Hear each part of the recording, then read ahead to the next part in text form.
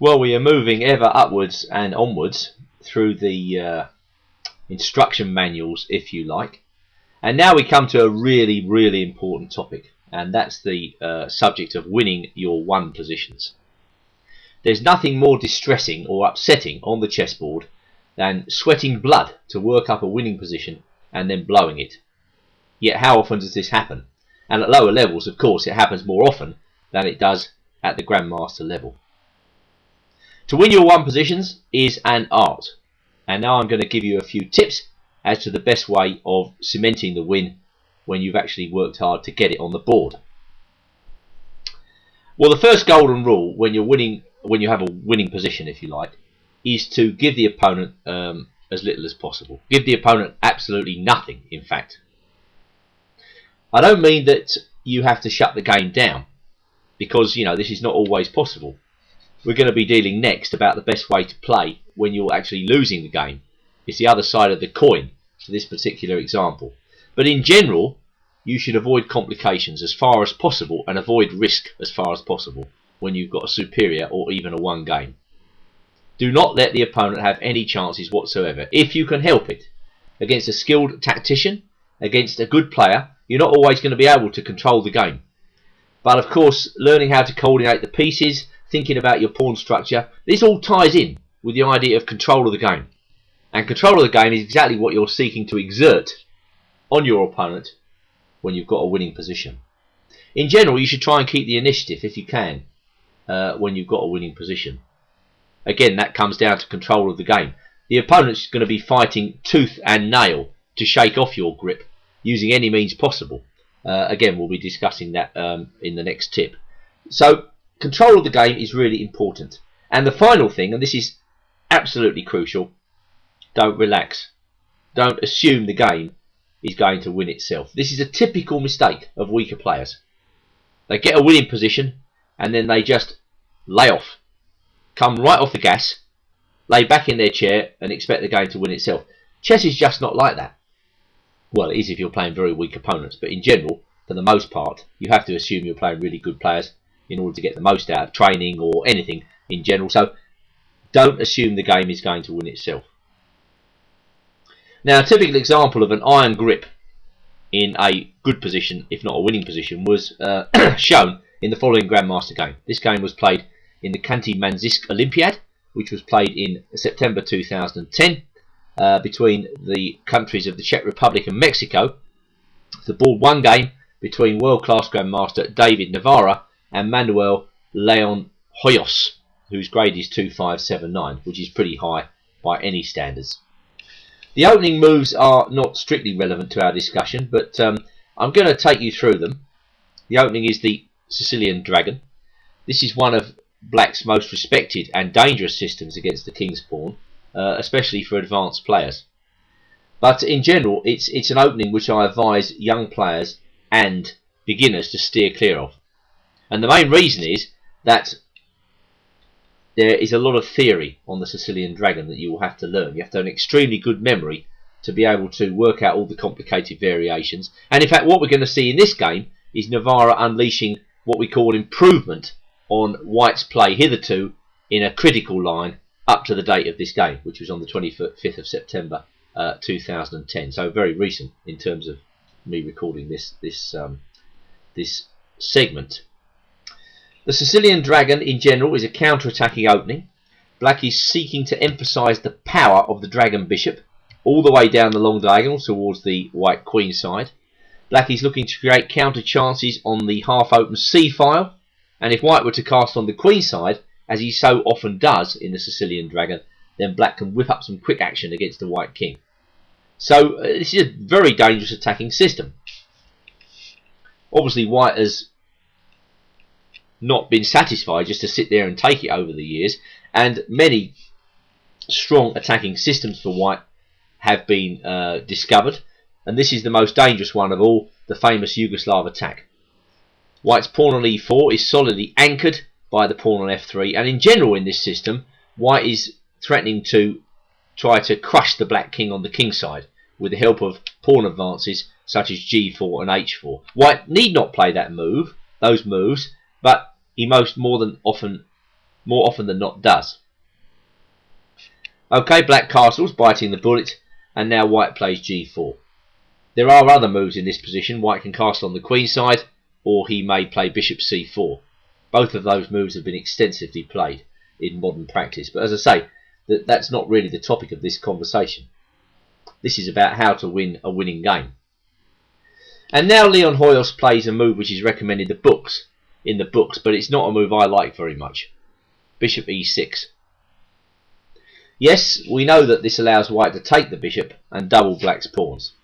This is one reason why I really don't like this system for black. It's the simplest reason. But black is arguing that, yes, he's got double pawns, but because white's played g4, there's a big fat weakness there on the end of the f-file. So opening up the f-file for black's rook on f8, will create counterplay. That is the argument in this line. Which is more important? White's two bishops or the weak f-pawn? Well, we will see. As I say, Navarro is about to play a new idea. Black brings his knight into e5, attacking the weak pawn on f3. White defends. Black plays rook c8. Again, this is a very useful move in the dragon. As I say, black can often attack down the c-file, so bringing the rook there is a good idea. Black's also thinking about a move like knight c4. If we argue that white's bishop pair is one of his main trumps, then knight c4 would force white to surrender one of his bishops. But now Navarro comes up with a really good move, which is very difficult to see, even for grandmasters. Knight b5. You see, just dropping back, the normal focus of white's play in this variation is on the king side.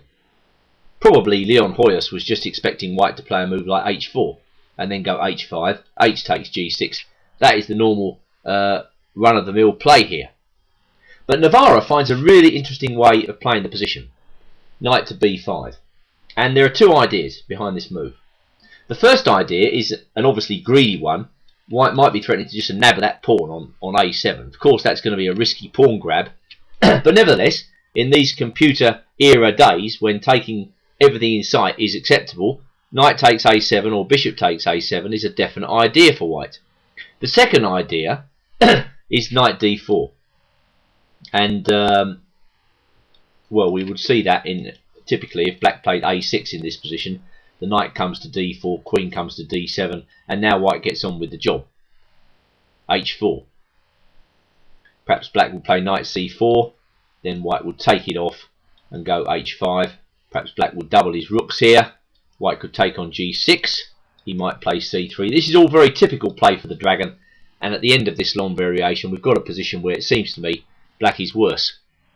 He's got no real attack on the queen side. He's still got pawn weaknesses in his position, and white's threatening bishop h6, which could create a dangerous attack. So knight b5 definitely gives the Mexican grandmaster unusual problems. And as usual, when confronted with unusual problems in a game of chess and under pressure, Leon Hoyos plays in a mysterious and rather inferior manner. He moves his knight back to d7. White goes f4. Okay, that forces the swap off. And now Navarro moves in with an excellent move, e5. He's taking advantage of the fact the pawn on d6 is pinned against the knight on d7. He maybe even threatens just to simply win that pawn with e takes d6. So black must take evasive action. Knight b6. Now it's all about control of the position from white's perspective, not grabbing pawns. So queen d3 again sets up a winning idea of bishop takes b6 when the rook on c4 will be unprotected.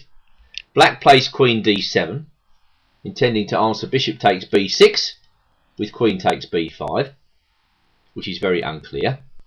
So only now does Navarro go in for the pawn grab, knight takes a7. And it's all getting very unclear in this position, as suddenly black finds that his knight is en prise and his rook is en prise. He probably didn't like this position at all, so he now starts thrashing around, trying to complicate. Well, Navarro's play from here to the end of the game is exemplary. He does not allow complications. He basically takes out all the tactics. He allows black to fork his queen and rook. Queen d4, renewing the pin on the pawn at d6. Black, of course, must take on at d1 to re-establish any sort of material balance. And now Leon Hoyos again tries to shake off the grip by playing g5. But f takes g5 shows white in full control of the tactics. That pawn on d6 is still horribly pinned. Of course, if black plays bishop takes e5 in this position, white goes queen takes e5, and the pawn is pinned. Something similar happens in the game as Leon Hoyos goes rook d8. a4, no doubt planned in advance. This might seem unlikely, but take it from me, world-class grandmasters can see a long way into the position. Bishop takes e5. Let's not forget in this position black is still a pawn down.